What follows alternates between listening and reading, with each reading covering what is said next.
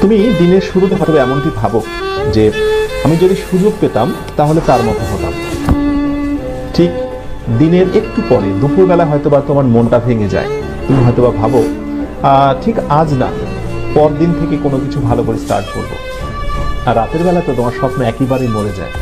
কিন্তু আমি তোমাকে যে কথাটি বলতে চাই, দেখো, স্বপ্ন তো সবাই দেখে, কিন্তু ব্যর্থ হয় একটি কারণে, স্বপ্নকে লালন করতে পারে না।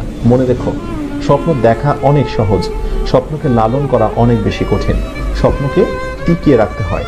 একটি ফুল গাছে যেমন পানি না দিলে ফুল গাছ থেকে ভালো কোনো ফুল পাওয়া যায় না, ফুল গাছটা নিস্তেজ এবং মারা যায়, স্বপ্ন ঠিক তেমন। স্বপ্নেরও প্রাণ রয়েছে। স্বপ্নকে বাঁচিয়ে রাখতে হবে প্রচেষ্টা, আন্তরিকতা এবং ভালোবাসা দিয়ে।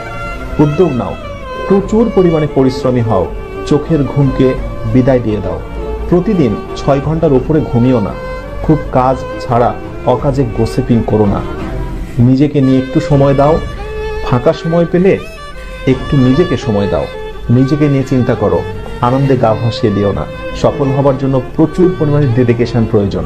মনে রেখো, যারা সাফল্যের একেবারে উচ্চ অবস্থানে অবস্থান করছে, অথবা সেই স্বপ্নের মেডিকেল, ভার্সিটি, ইঞ্জিনিয়ারিং কোনো প্রতিষ্ঠানে যারা আজকে টপ র্যাঙ্কিং অবস্থান করছে, নিঃসন্দেহে তারা অনেক বেশি পরিশ্রমী ছিল।